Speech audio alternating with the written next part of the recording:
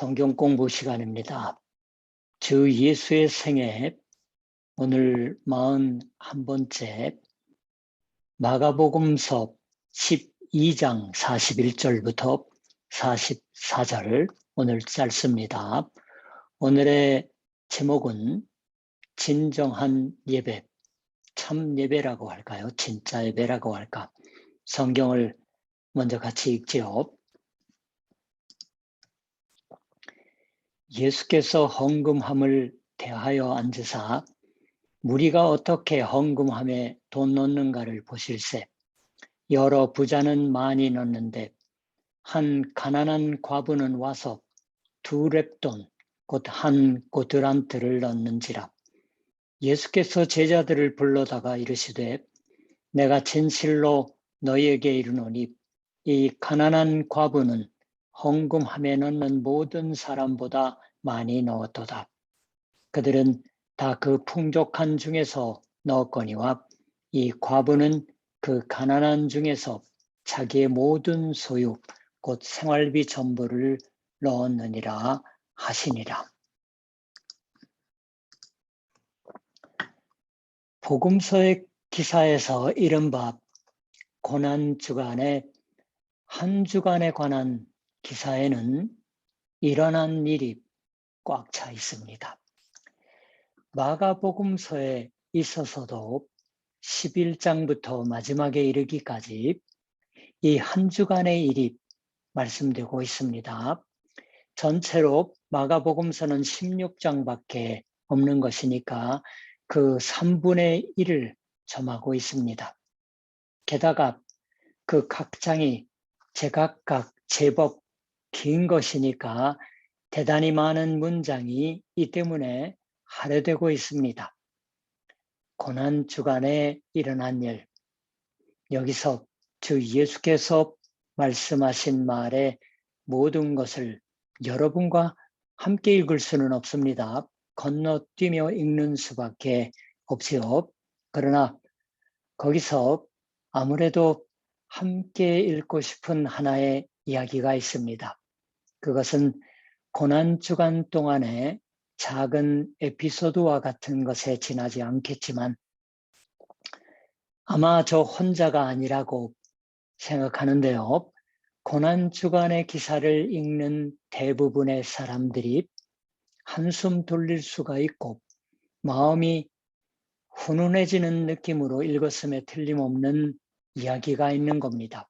그것이 오늘 우리가 읽는 마가복음서 12장 41절 이하가 전하는 말씀입니다. 아주 간결한 기사요. 이걸 배우는데 저는 진짜 예배 또는 진정한 예배라는 제목을 붙여보았습니다. 여기에 진실한 의미에서 하나님께 기도하고 하나님을 경배하는 자의 모습이 똑똑히 보여지고 있다고 생각했기 때문이에요. 여전날 지난 회에 이 고난주간의 첫날에 예루살렘에 들어가신 주 예수께서 대체 먼저 무엇을 하셨나를 배웠습니다. 성전에 들어가서 성전에 진정한 기도가 없는 것을 대단히 매정한 방법으로 사람들에게 분명히 하셨습니다. 그 후도 예수께서는 예루살렘에 있으시는 동안 성전을 무대로 해서 활약을 하십니다. 이 12장 1절 이하가 전하는 말씀은 고난주간의 화요일에 상당하는 날에 일어난 것을 이야기하고 있다고 볼 수가 있습니다. 이 하루 동안에 주 예수께서는 제법 많은 사람들과 참으로 많은 것에 관하여 이야기를 나누고 있으십니다. 갖가지 논의를 하고 있으세요. 또 갖가지 것을 가르치셨습니다. 그것은 모두 이 성전과 관련되는 것이었습니다. 당시 예루살렘 사람들은 신앙의 내용에 관하여 성경의 내용에 관하여 이 성전이라는 장소에서 가르침 받는 일이 많았던 것 같습니다. 주 예수께서도 그 교사의 한 사람으로서 여기서 가르치고 있으시는 거예요. 그와 같이 해서 많은 말을 하신 후에 헌금 앞에서 헌금함에 대해서 헌금함을 대하여 앉아 있으셨다라고 있습니다. 헌금함 저쪽에 앉아 있으시는 거예요. 제자들도 같은 것 같아요.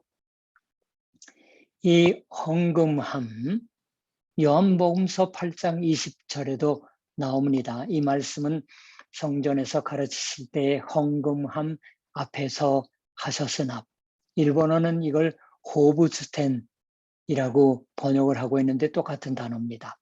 이 헌금함이라는 건 13개 있어서 하나하나가 나팔 같은 형태를 하고 있었던 것 같습니다. 왜 13개나 되는 헌금함이 나팔 형태를 하고 있었던 것인지, 곧 짐작이 가는 것은 나팔형의 헌금함의 효용은 돈을 넣으면 그 소리가 크게 울리는 것입니다. 나팔이라는 거. 다른 사람에게도 들렸던 것일 테지요. 어지간히 미세가 좋은 소리였을 것입니다. 주 예수께서는 사람들이 차례차례로 돈을 거기 던져놓는 모양을 보고 있으셨어요. 많은 돈을 바치려고 하는 자는 아마 한 장의 고액 화폐보다도 많은 잔돈을 넣어서 요란스러운 소리를 나게 했을지도 모르며, 혹은 고액의 화폐는 질도 좋으니까 소리도 좋았을지도 모릅니다. 사람들이 그 소리를 들어주며 자신도 잠시 만족감에 잠겼을지도 모릅니다. 그러나 무엇보다 그 소리를 하나님께 들려드리고 싶다고 생각하고 있었을지도 모르겠어요. 커다란 소리가 나면 날수록 축복이 약속되었다고 생각했을지도 모릅니다. 인간으로서는 자연스러운 것일지도 모르겠어요. 오늘의 교회당에는 그와 같은 헌금함은 없습니다. 일본의 교회보다는 한국 교회에 따라서는 교회당 입구에 헌금함을 놓고 예배 시간에 헌금 시간이 없는 교회도 저는 본 적이 있습니다. 그러나 이제 1년에 한 번 공동의회, 신도 전체 총회를 할 때에 헌금한 내용에 대한 보고가 있지요. 또는 교회에 따라서는 주보에 헌금한 사람의 이름과 헌금액을 보고하는 주보가 있는 경우도 있습니다. 우리 교회는 그런 걸 안 하지만, 그것은 아무튼 인쇄물을 그렇게 만든다고 하는 것은 교회 헌금에 의한 회계를 제대로 운영하기 위해서는 필요한 것인 것 같지만, 정직히 말씀드리면 그러한 보고에 많은 금액의 헌금을 한 사람으로서 자신의 이름이 실려 있으면 일종의 만족을 느끼거나, 타인의 헌금액을 바라보면서 이 사람은 수입이 많을 텐데 왜 이것밖에 안 했지 하는 비판적이 되거나 하는 것은 전혀 없지는 않을 것입니다. 옛날도 지금도 변함이 없다고 저는 생각하고 있습니다. 거기 한 과부가 왔습니다. 살그머니 왔어요. 과부.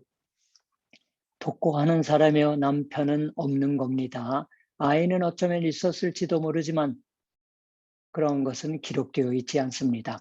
분명한 것은 가난했다고 하는 것이에요. 당신은, 과부는 고아와 더불어 가장 가난하고 항상 남의 도움을 필요로 하는 자들인 것과 분명한 사회적인 사실이었습니다. 그 과부가 헌금함에 랩돈 2개를 넣었어요. 동전입니다. 동으로 만든 거예요. 당시의 화폐 중에서 가장 작은 값어치의 것이었다라고 말합니다. 지금의 일본의 일행 화폐와 같을지도 모르겠어요. 어쩌면, 그러나 어떤 사람의 설명에 의하면 여기서도 이것은 1고들란트에 해당한다고 설명되어 있지만, 이것은 당시의 민중의 한 번 목욕하는 돈이었다고 합니다. 돈 내고 목욕을 했는지는 모르겠지만 말이죠. 그렇게 되면 오늘날의 화폐 가치로 얼마가 될까요? 아무튼 고액이 아니라는 것은 분명합니다. 아마 헌금함에 넣어도 아무런 소리도 나지 않았을지도 모르며 소리를 내어도 주위의 헌금함에서 들려오는 소리에 묻혀 사라졌을 것입니다. 아무도 이 과부의 예배하는 모습, 또는 예배하는 모습이라고 말씀드리는 거예요. 헌금 바치는 것입니다. 자신을 바치는 거예요. 이 과부의 예배하는 모습을 알아차리지 못했을 것입니다. 알아차린 사람이 있어도 그 가난함에 무시할 뿐이었을 테지요. 그러나 단 한 사람, 이 예배하는 모습을 가만히 보고 있으셨던 분이 있었던 겁니다. 주 예수님이세요. 주 예수께서는 과부의 헌금액까지 알고 있으셨어요. 거기서 즉시 제자들을 가까이 부르십니다. 제자들이 웬일인가 싶어 다가가자 하신 말씀이 내가 진실로 너희에게 이르노니 이 가난한 과부는 헌금함에 넣는 모든 사람보다 많이 넣었도다. 그들은 다 그 풍족한 중에서 넣었거니와 이 과부는 그 가난한 중에서 자기의 모든 소유 곧 생활비 전부를 넣었느니라. 주 예수께서 기쁘신 거예요. 그러니까 자신이 만족하기만 해서는 부족해서 제자들에게 그 자신이 느낀 그 기쁨을 나눠주시는 말씀입니다. 그러나 그것만이 아니라 아마 이 과부의 헌금하는 모습, 즉 예배하는 모습, 헌금만 던져놓고 그냥 갔겠습니까? 기도하지요. 기도가 없다고 말씀하셨어요. 지난번에 배운 것 중에. 이 예배의 모습에 제자들이 배워야 할 본보기가 있다고 생각하셨음에 틀림없습니다. 내가 진실로 이르노니, 이것은 원문에서는 아멘이라는 말이 처음에 사용됩니다. 직역해보면 아멘, 내가 말한다입니다. 바로 아멘하고 이 과부의 예배의 모습에 응하시는 듯해요. 마음속에 말하셨던 것이겠지요. 그리고 제자들을 향해서 아멘, 잘 들으라, 똑똑히 가르쳐 주겠다 하고 말하셨던 거예요. 주 예수께서는 성전에 운집하는 군중들 가운데서 이 과부야말로 최고의 헌물을 하고 있다고 보고 있으십니다. 2렙돈이라는 돈은 이 과부가 갖고 있던 전 재산이었다 하는 것조차 예수께서 알고 있으십니다. 그러나 그러한 군중들 가운데서 전 재산을 바치고 돌아갈 때에는 빈털터리였던 건 달리 어느 한 사람 없었던 겁니다. 이 이야기는 이것으로 끝입니다. 그리고 이것은 이것만으로 잘 알 수 있는 얘기입니다. 그렇게 말할 수 있다고 생각해요. 본인이 받으실 고난을 앞두고서 매일 성전에서 주 예수께서는 성전 안에서 만나는 사람들에게 기도가 없는 것, 신앙이 가난한 것, 바칠 것을 바치는 걸 바치는 경우에도 떨쳐버릴 수 없는 비루한 생각을 품고 있다고 하는 것, 하나님의 것을 훔치는 탐욕의 포로인 것을 슬퍼하고 있으셨어요. 우리가 지난 회에 배운 것처럼 11장 17절에서 강도의 소굴을 만들었다라고 말씀을 하시는데, 반복하지만 강도란 억지로 남의 것을 자신의 것으로 삼아버리는 사람입니다. 빼앗아버리는 사람이에요. 이 강도가 누구에게서 무엇을 빼앗고 있는 것인지는 지난번 우리가 배웠던 것처럼 하나님의 것을 인간이 빼앗으려고 하는 것이에요. 갖고 싶어 하는 것입니다. 실은 이 과부와 만나시기 직전에 주 예수는 이렇게 가르치고 있으셨던 것입니다. 긴 옷을 입고 다니는 것과 시장에서 문안받는 것과 회당의 높은 자리와 잔치의 윗자리를 원하는 서기관, 즉 율법학자들을 삼가라. 그들은 과부의 가산을 삼키며 외식으로 길게 기도하는 자니 그 받는 판결이 더욱 중하리라. 38, 39, 40절에요. 성전에 있어서의 진실한 하나님 예배란 무엇이냐를 가르쳐야 할 율법학자 서기관의 퇴폐를 엄하게 논하고 과부를 돕기는커녕 이를 이역물로 삼아 그런데도 하나님 앞에서는 장장 기도해 보이는 외식, 직역하면 위선을 훈계하셨어요.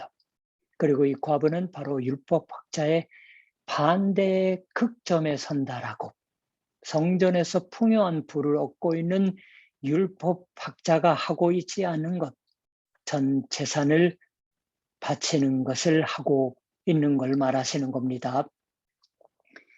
그 과부의 모습을 성전 안에 발견하셨던 것은 주 예수님 자신에게 있어서도 커다란 위로가 되었음에 틀림이 없다고 생각합니다. 이제 이걸로 좋은 걸지도 모르겠어요. 나머지는 우리 자신이 어떠한 바칠 것을 들고서 하나님 앞에 설 것인지를 생각하면 그걸로 좋은 겁니다. 그러나 저는 아직 잠깐 우리 나름으로 이 과부를 둘로 생각하고 싶습니다. 그것은 이 이야기는 정말이지 간단 명료해서 알기 쉽다고 말할 수 있지만 그런데 이 알기 쉬운 이야기를 금방 알았다고 착각하게 만들고 있는 데서 뜻밖의 오해를 해버리고 있는 게 아닌가 하고 생각하기 때문입니다. 어떤 사람이 이런 걸 말하고 있었어요. 과부는 랩돈 동전 2개를 갖고 있었다.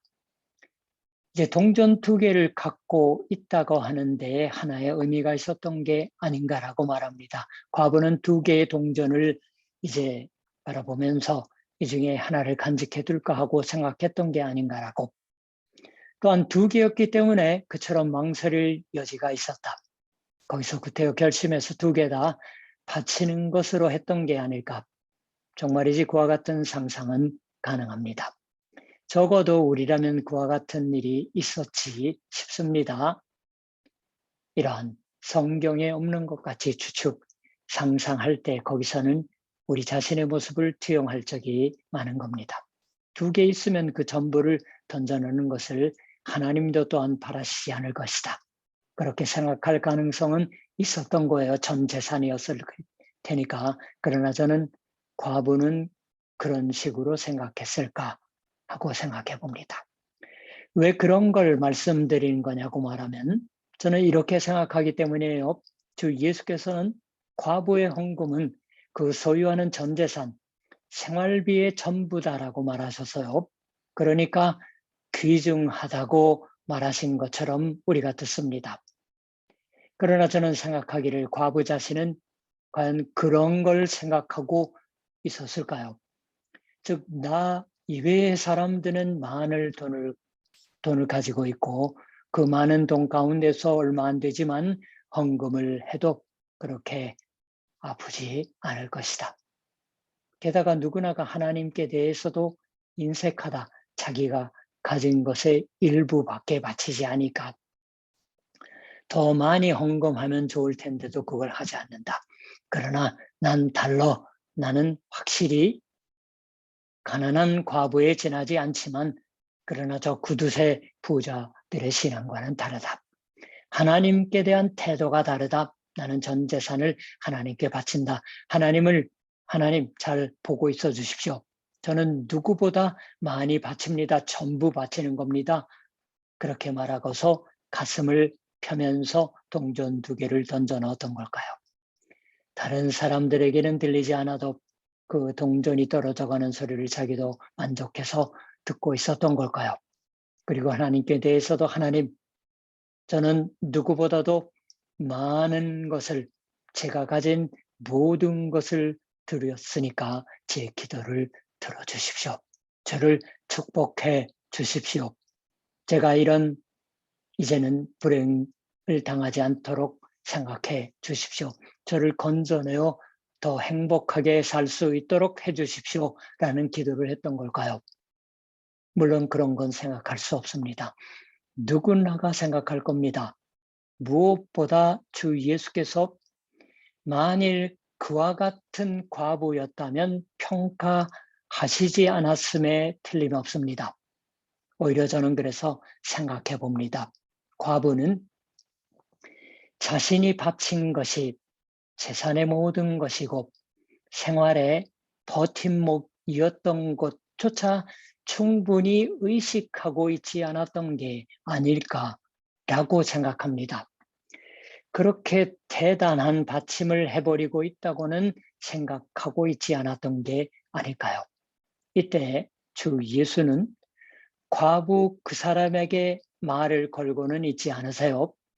나중에 제자 한 사람으로부터 당신을 주 예수께서 칭찬하고 있으셨다고 말 들으면 새빨개져서 어찌할 바를 몰랐을지도 모릅니다. 그러나 또한 아마 그렇다면 우리가 추측할 법한 면과는 더 딴 면에서 주 예수님의 축복의 말을 기뻐 들었던 게 아닐까요? 1965년 태어나지 않은 분들도 제법 있으실 거예요. 제 설교 세미나의 멘토였던 카토츠네아키 센세이가 처음으로 독일 유학을 했던 해입니다. 1965년 그해 여름 일본을 떠났어요. 당시 카토 센세이의 어머님이 입원하고 있으셨습니다. 뇌 문제가 있어서 조금씩 쇠약해지고 있던 때에요. 의사는 2년 후를 귀국 예정하고 있던 카토 센세이에게 이제 귀국할 때까지 어머니의 병상은 이제 갈 것이라고 말했지만 그건 자기를 걱정하지 않고 길 떠나도록 하는 격려라는 것을 알았다고 합니다. 진실을 말하고는 있지 않았다고 생각했다고 하는 거예요. 그걸 알 수 있었다라고. 어머니를 이제 병원에 방문해서 이별하고 독일에 도착해서 얼마 되지 않아 어머니가 돌아가셨다고 연락이 옵니다. 아직 친구도 생기지 않았고 생활 물론 안정되고 있지 않았던 대도시 베를린에서 외톨이로 지내고 있던 곳에 온 부고를 들었던 겁니다. 급히 돌아갈 수 있을 만한 상황이 아닙니다. 교통비만 해도 대단해요. 자기 혼자서 어머님의 죽음에 소식을 듣는다고 하는 것은 상상을 넘는 고통스러운 것이었다고 합니다. 바로 그때 아직 독일이 동서로 분열하고 있을 때고 게다가 동서 베를린의 분단 상황은 엄중할 때였지만 동베를린 교회 사람들을 이미 알고 있게 되었고 어느 일요일에 동베를린 교회 예배에 갔습니다.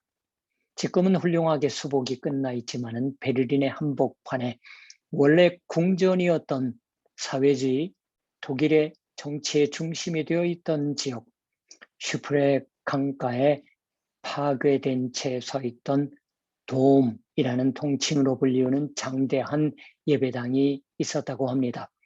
그 폐허의 지하실에서 예배를 드리고 있었어요.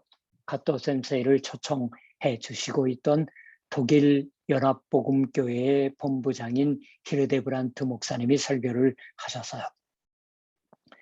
전쟁의 화마의 흔적이 생생한 지하실에 그렇게 많은 회중이 모인 것도 아닙니다. 거기서 이 목사님이 이 과부의 얘기를 설교하셨다고 해요. 이렇게 말하셨답니다.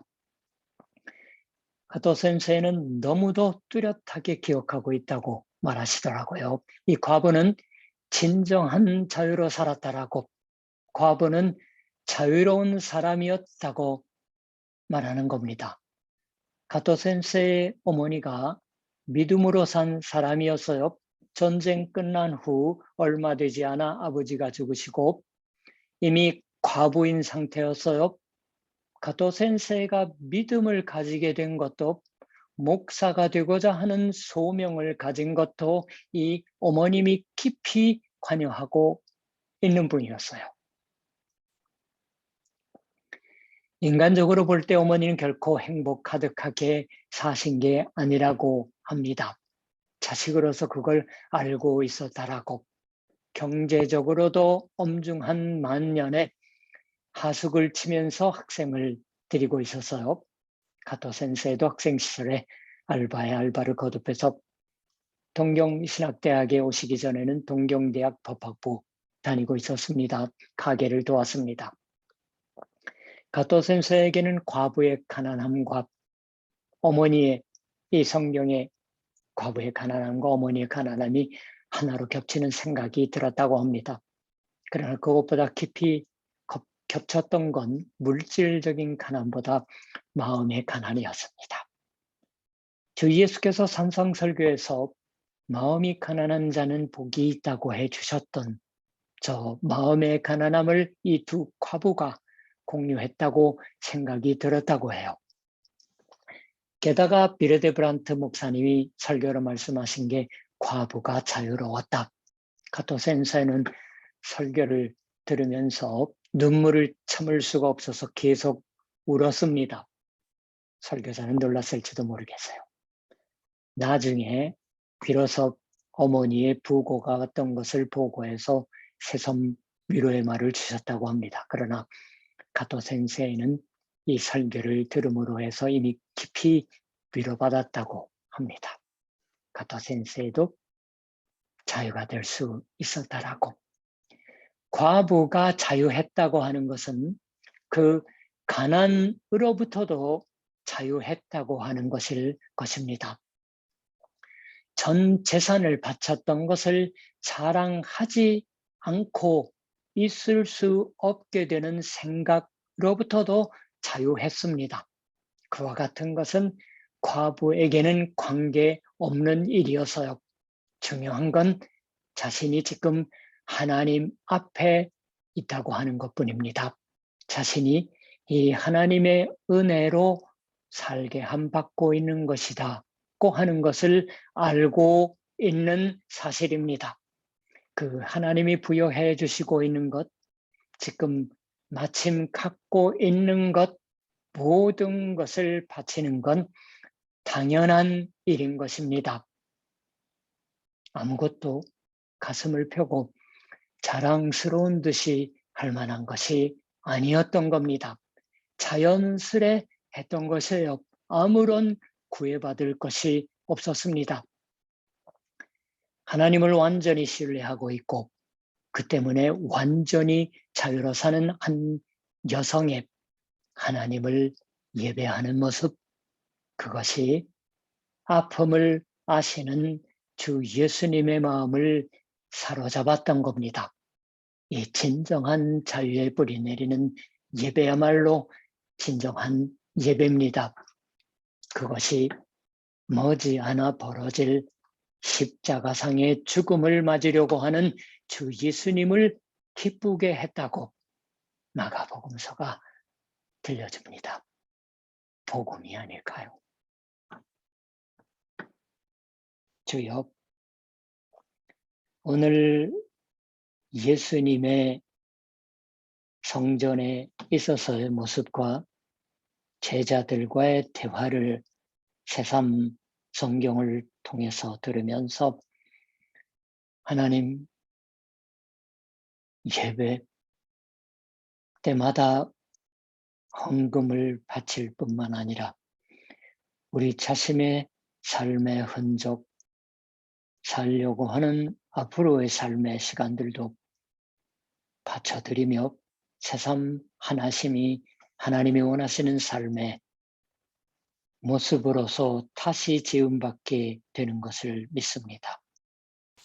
하나님, 이 가난한 과부의 헌금, 진정한 예배의 모습을 제자들에게 알리지 않곤, 나누지 않곤 배기지 못하셨을 만한 기쁨 속에서 며칠 후에 달릴 십자가의 죽음, 그 고난조차 잊어버릴 만한 감사와 기쁨 속에 잠시의 때를 보내시는 것을 우리가 보았습니다. 하나님 참된 자유함 속에서 코로나 와중 속에서 우리들의 교회 생활의 일상을 회복할 수 있도록 용기와 소망으로 함께하여 주시옵소서. 예수님의 이름으로 기도드립니다. 아멘. 자, 그럼 다음번 성경 공부 때 뵙겠습니다.